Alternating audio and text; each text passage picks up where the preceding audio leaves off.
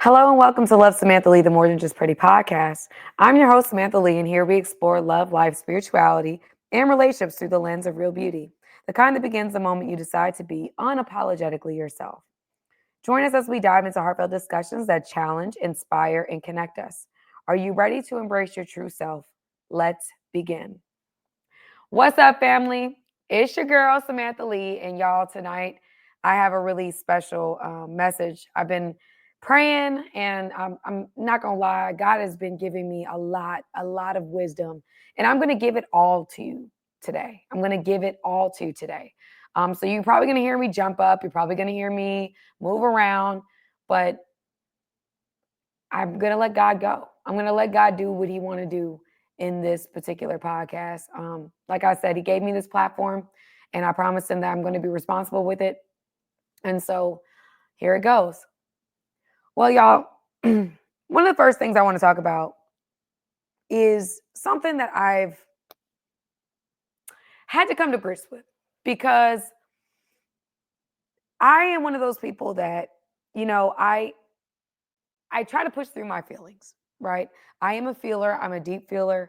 I'm one of those people that, like, when I meet somebody, or even before I meet someone, just like having, if they text me, if they message me, it just looking at them, I have a feeling, right? And in the past, I've been like, oh, I'm tripping. I'm not, correct about this. Or I'm not right about this, or whatever. And I give that person an opportunity and a chance. And I, let the song play and see whether or not I'm accurate in what I am feeling. And in the beginning, when I say in the beginning, I mean like in my 18, 19 years old, it was probably very inaccurate, right? Because I wasn't spending time with God. I was just going off of my feelings. I was just a deeply emotional person that had it wasn't discernment at all. It was based on insecurity, trauma, all these other things. Well, now that I've gotten older, and I've done a lot of work and therapy and things like that, there's discernment that I have, right? And I want to look up the word discernment for you guys, because I want you guys to, there's a purpose to this. Y'all will understand at the end of this what I am, what I want you guys to know. So discernment means the ability to judge well. In Christian context, it's the perception in the absence of judgment with a view to obtaining spiritual guidance and understanding. Okay, discernment. It says in Christian context is a perception in the absence of judgment. A perception in the absence of judgment. A perception in the absence of judgment with a view to obtaining spiritual guidance and understanding. And the first definition I shared was the ability to judge well. Okay. So a lot of times what we do, and what I've done, and I'm just going to tell on me, is that in these last couple years, I'll have a feeling about something, and I'll push over that feeling and say, you know what, I'm going to try anyway. You know what, I'm going to go with it anyway. You know what, I'm going to push that to the side, whatever I'm feeling, because I'm in the earlier part of my life, that feeling wasn't accurate. I knew it wasn't accurate. But now I do the same thing, push over it. And what I am finding is that feeling ends up being exactly what I thought it was. Y'all, I'm gonna give y'all an example, and this is a funny example. So, okay, I'm gonna tell a story. So I was communicating with somebody, and it was like a dating context or whatever. And the way that we're texting, I'm like, I don't know about this person. I feel like they in these streets, right? I already kind of felt the energy of in the street isms. Like, I just felt it. I'm like, I don't know. Well, I end up, like pushing through that. I'm like, let me not judge it. They saying they busy. I'm not one of those people these days that can like kind of hold it in.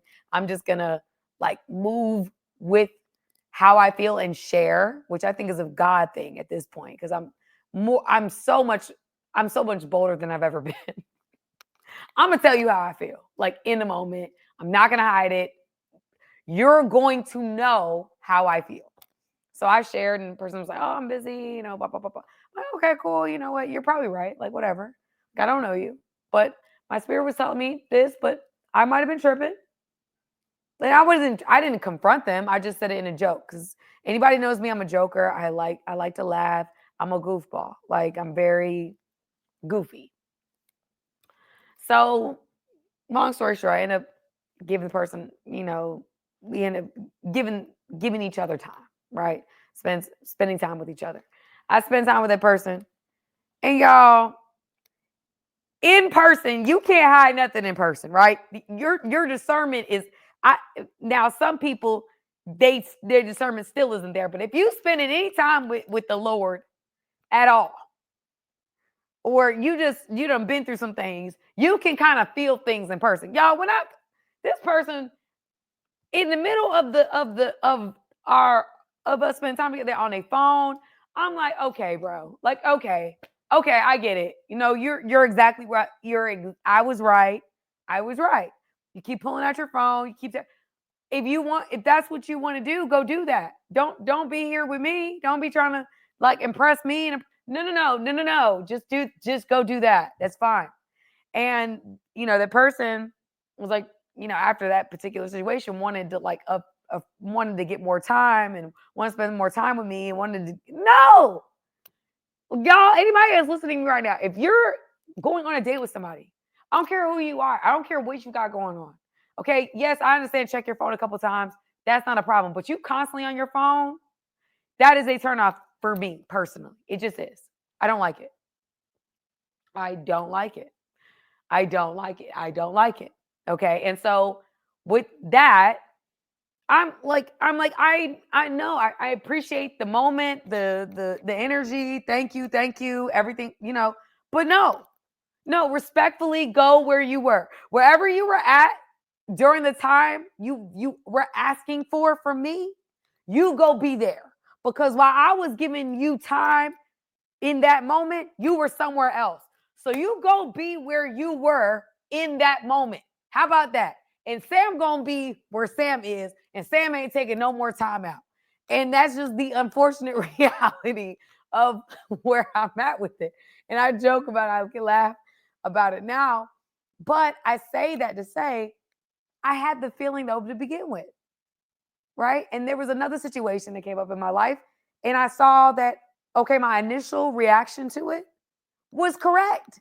I was right about what this person was on, right? And so I'm like, okay, now that I'm spending more and more time with God, and I'm not, you know, I've I've spent one-on-one clear time with God, I feel as though my discernment is truly on a different level. It truly, like, I can feel things I wasn't feeling before, and I'm pretty accurate. Like, once get a little bit of energy, I'm like, oh, okay, I kind of feel what you're doing.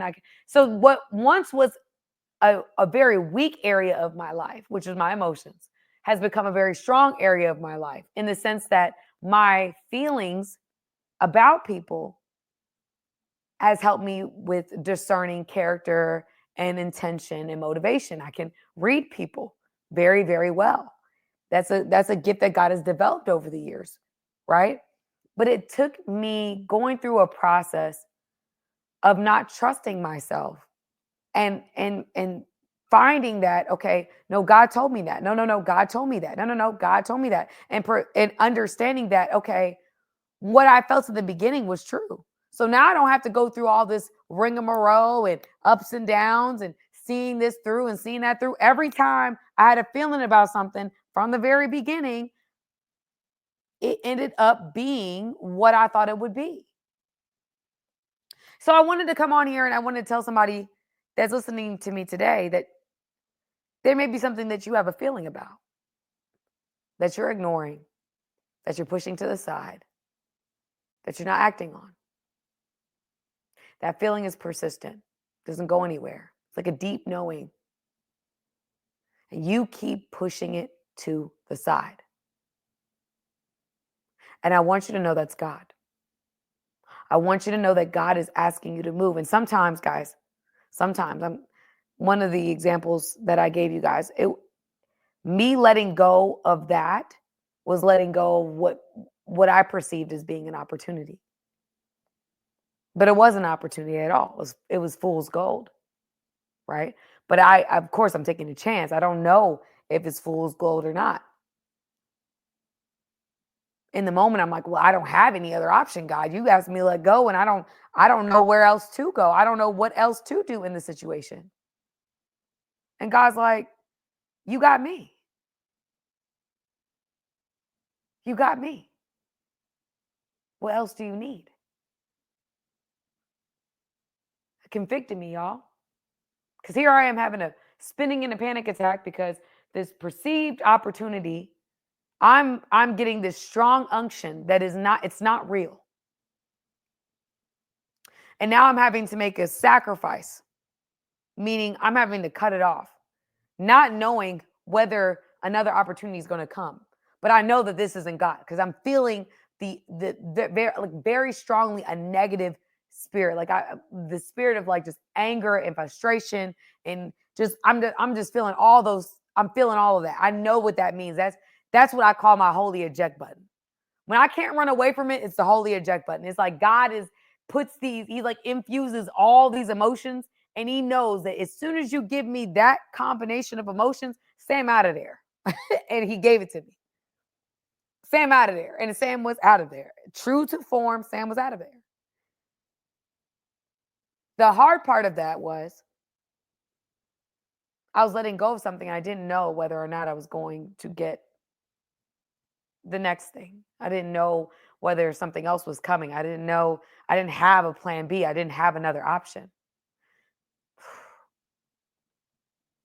God is calling me in the season, family, and I don't know who else is with me on this. I know that I'm not the only one. But he's calling me to trust him outside of what I'm able to see. He's calling me to take a leap of faith, and I do not know what I'm jumping into. He's asking me to make decisions and not create the little pretty cushion on the other side so that if I fall, I don't fall as hard. Like, he's like, no, I need you to fall and just trust that I got you. I need you to trust that whatever plan I have for you is greater than whatever plan you can come up with for yourself. I'm asking you to cut off what seems to be an opportunity. And even though you don't have another option or you can't think of another person, I'm asking you to make a faith move. I'm asking you to walk in the faith that you say that you have. And y'all, I've had this conversation with you guys before, but this year has been different for me. I am taking faith steps in ways I have never taken them. I am making calculated decisions and doing fast and praying and just like the intentionality and the energy that I have, the dreams that I have, the visions that I have, it's nothing like I've ever seen before. It's nothing like I've ever experienced before. It's like I have a revival in my spirit. Like, I can't explain to you what the Holy Spirit is doing within me.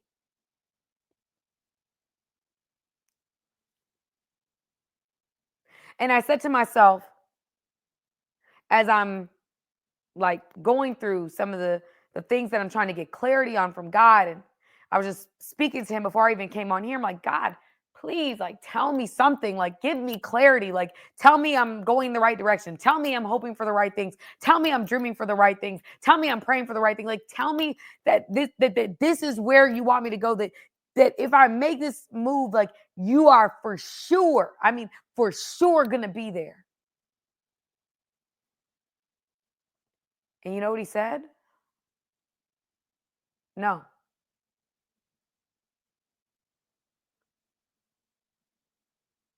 I'm not going to coddle you anymore.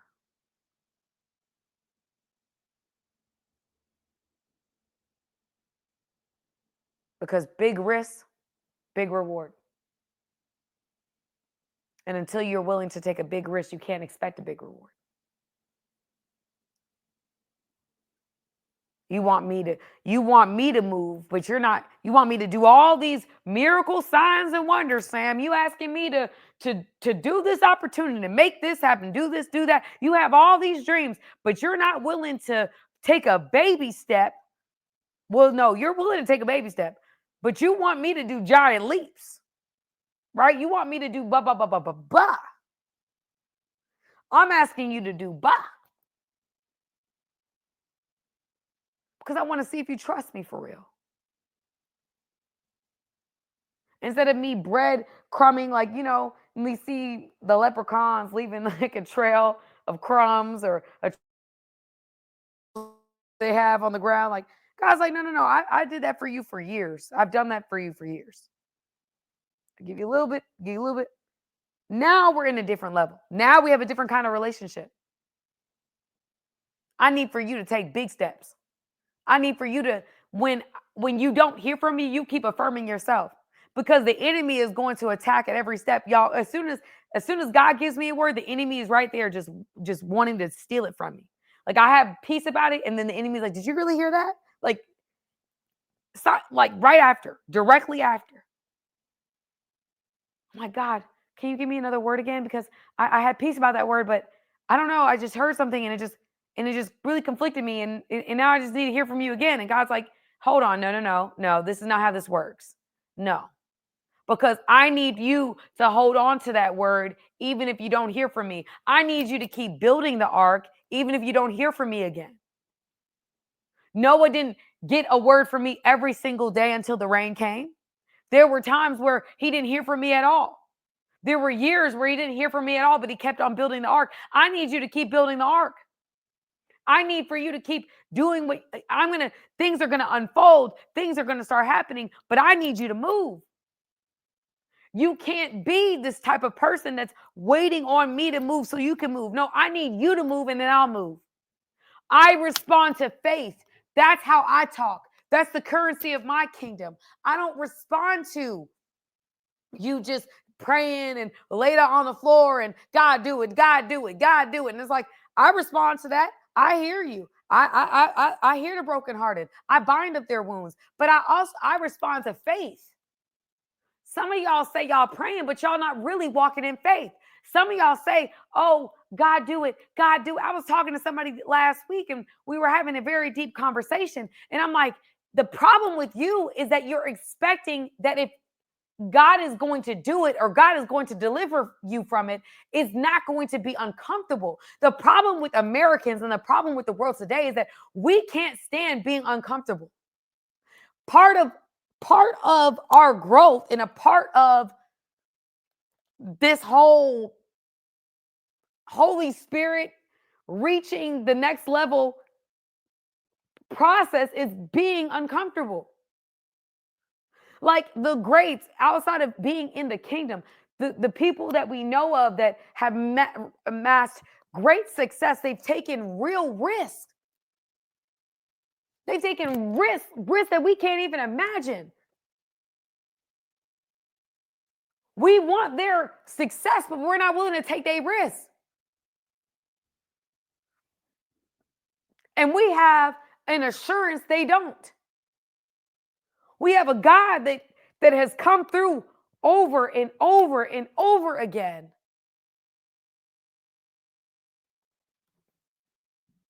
And so God has dealt with me because he's like, you want to be in control and you want to be comfortable. And those are two things that cannot exist when you're praying and you want me to do it. If you want me to do it, I got to be in control. And if you want me to do it, you're going to be uncomfortable. So come back when you're ready for me to do it my way. Because my way doesn't guarantee neither one of those things. In fact, when you come to me and you surrender something, I'm in control. But every time you try to give me control or surrender control, you try to take it back. That's your problem. The problem is you like being you like that control. You like being able to control what comes in and what comes out and this, that, and the third. Well, it can't work like that. You can't serve two masters. Some of us, if we're being honest with ourselves, we're serving the God of being in control. We're serving the God of comfort. We're not serving God.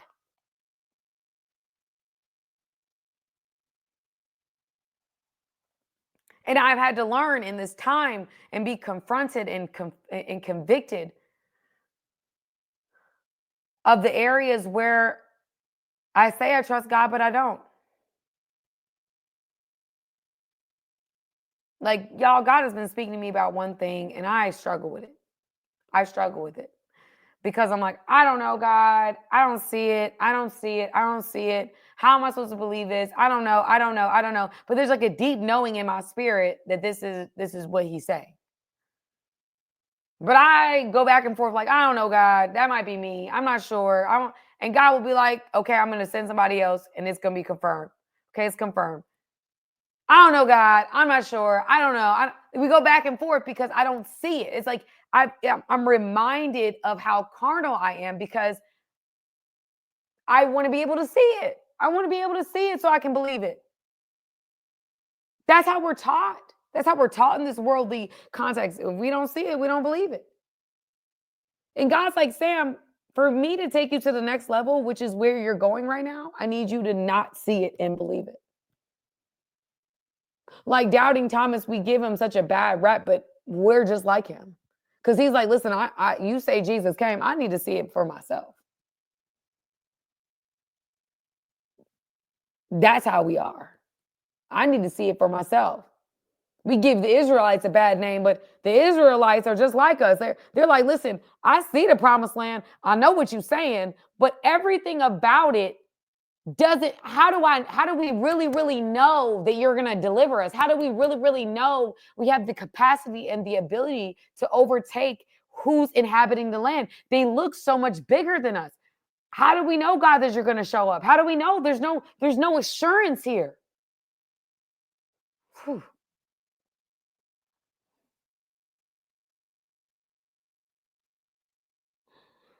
And so God's been dealing with me in this very area, the area that we've been struggling with since the very beginning of time. It's walking in faith, in the word that God gave us, even when He's not continuously speaking, even when He's not just, okay, yes, I'm right here. I'm right here. Here's another sign. Okay, keep moving. Here's another sign. He's like, no, sometimes there are going to be days and months and weeks where you don't hear from me, where you don't see me, but I'm there. When you don't feel me moving, but I'm moving.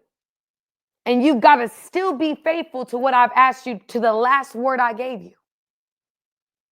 Because whether you realize it or not, you're being tested. You're being tested to see if you can really handle the responsibility that I have slated for your life, for the purpose that I have for your life, for what I have purposed for your life.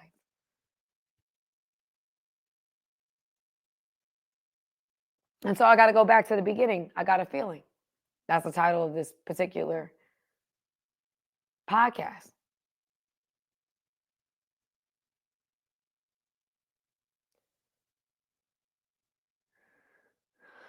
I've learned that the enemy is really sneaky. Very, very sneaky family. I mean, he's like the smartest narcissist you could think of.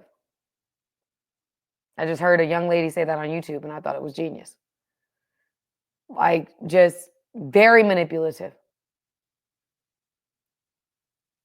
Last night I was talking with a friend and I was being challenged in some areas. And just that little bit of challenge had me going back on some things that I thought I had already come to conclusions about. God's like, that's all it took. Took a little pushback, and now God, give me a sign, give me. It's like, no, like that wasn't even real warfare. That was a little mini push. There's going to be moments and times where you're going to feel big pushes. Are you still going to believe? Are you still going to move in the word that you're given? And what we have to understand is the enemy is very good at manipulating our minds, either sending people to manipulate our minds, to insert thoughts into our own minds in order to get us off the path, get us out of alignment. So that now we find ourselves in a place that we don't recognize anymore. and a mindset that we don't recognize anymore. A lot of people, they do things and they try to make it seem like, oh, this is the life, this is the life. And it's like, no, I can tell you're not really that happy. Like, I can tell that even though you feel like you're free, you're not really that free. I'll be honest with you, for those who are listening, you may not be on the same path I am, but the path to purpose has been the best times of my life. There's a time in my life where felt like I had no purpose.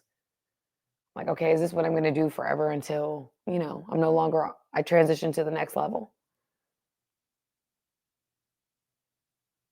Like, I have seen that living life on God's terms is the best way to live it. And I've seen, even from last week's episode, where I discussed in the details, where God is so intentional that things have just come full circle. And I'm seeing how God is so divine. God is so intentional that everything, he's just working it all together, like all together. It's working all together. And at one point in this journey, you're going to be like, all of this was necessary. All of this needed to occur for me to get to where I'm at now. I look at my life now and look at the decisions that I made, the decisions that God didn't allow me to make. And I'm just so grateful, because otherwise, if I would have gotten what I wanted when I wanted it, family, I don't know where I would be right now. I'm being honest. There was a time where I wanted influence way too early. I wouldn't have been able to handle it. I wouldn't have been responsible. I might have ruined my own platform before it even got started. There were times where I prayed for things, and I'm so grateful. I'm so grateful that if those situations I would have remained in, or those jobs I would have kept, or whatever the case may be, where would I be? What would I be doing? I'd be so out of purpose.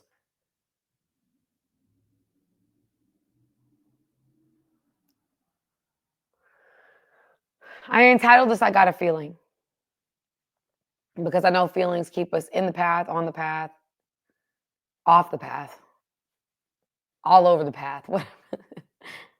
Feelings are very powerful. And as I stated before, or earlier in this, my discernment, I've learned in this time, has just gotten way stronger than it's ever been. I used to not trust my first instinct with people. And now I'm like, okay, no, I can go with my first instinct. God is showing me that, okay, you don't need to play with this longer than necessary. You know what this is. Just move in that. Move in what I've given you. This is a gift. It used to be your weakest area. Now it's one of your stronger areas. Move in that. With that being said, I've learned that although I can trust my instincts and I can trust those feelings, I also can't be moved by my feelings. Right? That's the second part of this entire thing, where I'm talking about how being motivated by being comfortable, or by being in control and not making decisions because, oh, I don't see you, God. I don't see you. Keep giving me the Skittles, so I keep giving little gumdrops so that I know where to go. It's continuing to follow the word of God, even when, or the last word he gave you, even when you don't see it, when you don't hear it, when you're not affirmed, when you can, it's like, I trust you, God, that no matter what happens, I've got to stick with the word that I know that you gave me. I've got to stay faithful with the word that I know that you gave me. And y'all, a lot of times, the further along the path that you get, the less assurances he gives. He doesn't have to.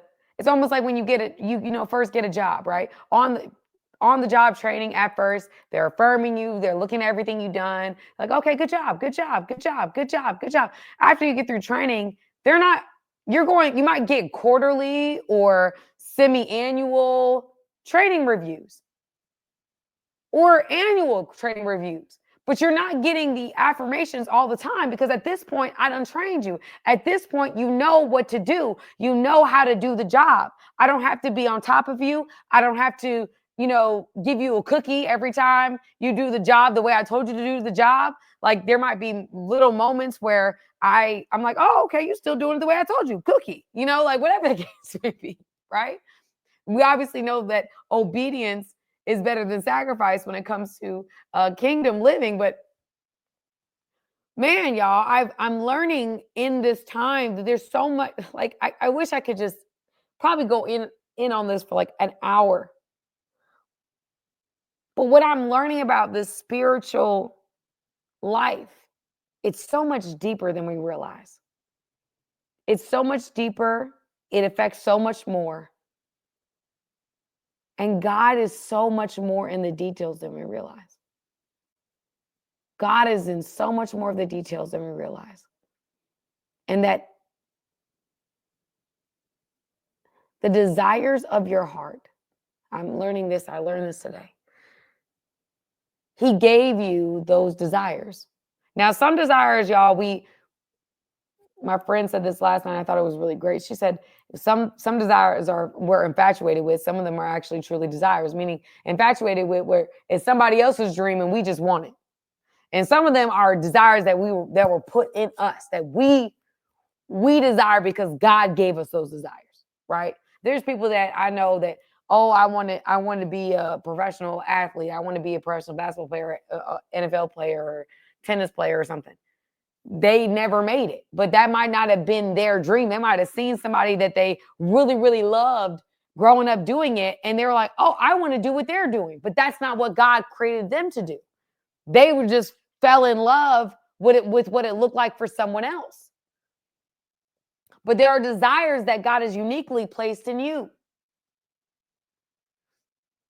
And instead of us trying to be like other people, which is what our world has done it's chaotic now, right? We go on the internet and we see people doing all different kinds of things. And instead of us being ourselves and celebrating uniqueness, everybody's trying to be like everybody else.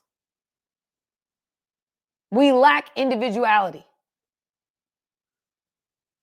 We're almost afraid of being unapologetically ourselves because you can be shunned, you can be attacked. It's a lot.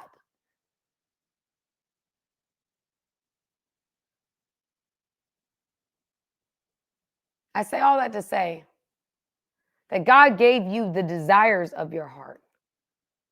And he will give you the desires of your heart, but you have to be clear on the desires he gave you. And that goes down, you go back into childhood, you go back into what you always wanted to do outside of what you saw and outside of what you saw on TV. Like, what did you want to do? Who did God create you to be? I want you guys to think about that. Who did God create you to be? What word did he give you a long time ago? And maybe you feel like at this point, it's coming full circle. I know that this is a deeper message, and I'm probably going to have to spend more time on this because, y'all, honestly, I'm making it make sense to me while I'm making it make sense to you. I just want you to know that those feelings that you have do matter. And that sometimes they can be confusing. Sometimes they can be inaccurate, but they tell us something. They tell us something. And the more time that we spend with God, the more time we release those things and we allow God to train those things up, there are things that you will start sensing that you didn't sense before. There are things that you're going to start being prompted in that you weren't prompted in before. That your spirit starts to work within your feelings. And you'll be pushed in certain directions or pushed away from certain directions because of those feelings. So for those of you who this resonates with, because this is not going to resonate with everybody.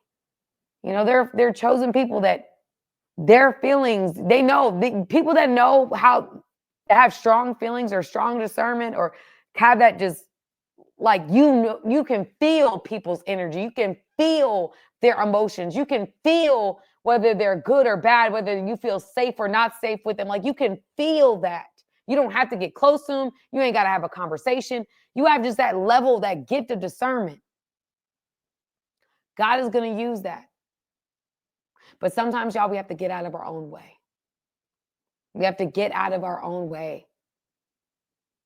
And I do believe in this season, God is taking us to new levels. God is taking us to new territories. But on the other hand of us being, allowing those feelings to be developed by God, there are certain feelings that we have that we can no longer allow to influence us.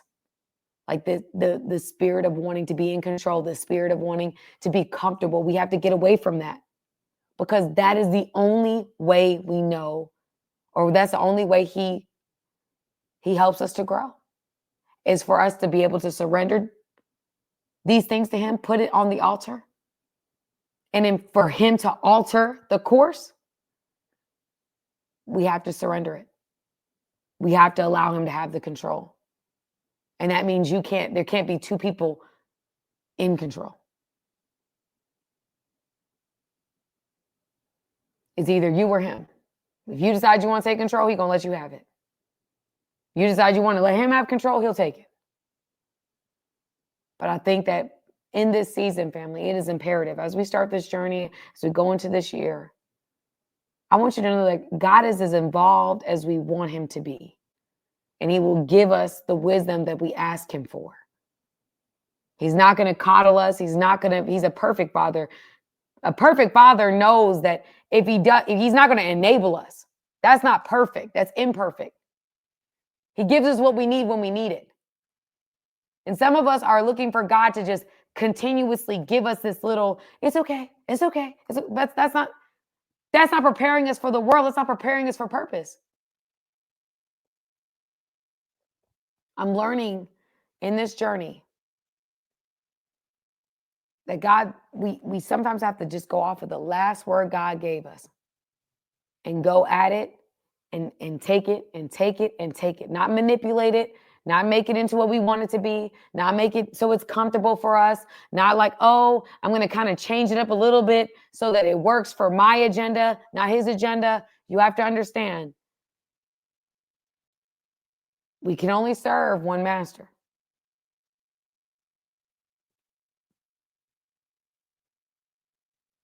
All right, family? I know this was a deep one, y'all. So I think I'm going to have to come back to this one. I let the Spirit lead. But God is really revealing a lot to me in this season. So just stay tuned, y'all. Because this is going to be a ride that y'all are going to watch me on. Like, this is going to be something. And you guys are going to be able to say that you heard the beginning parts of this particular journey. It's going to be a ride, man. It's going to be a ride. Amos 9:13 continues to pop up in my head, where it says that it won't be long now, God's decree, that things are going to happen so fast your head will swim, one thing fast on the heels of the other. God is about to do some new, amazing, and incredible things in my life, and I pray that you claim in your life too. But we have to use our feelings. We also have to know when to put our feelings to the side and allow God to do what God wants to do and allow God to be God and for us to stay in our place. Thank you for spending your time with us on Love Samantha Lee, the More Than Just Pretty podcast. It's been an honor and a privilege to share this space with you, where we celebrate being unapologetically ourselves. I hope today's episode has encouraged you to embrace your own unique beauty and the beauty in others. Don't forget to follow us and join our community on social media. Share your journey and your insights, and let's continue this conversation. Until next time, remember, real beauty starts with you being true to yourself. I love you, family, and I will talk to you soon.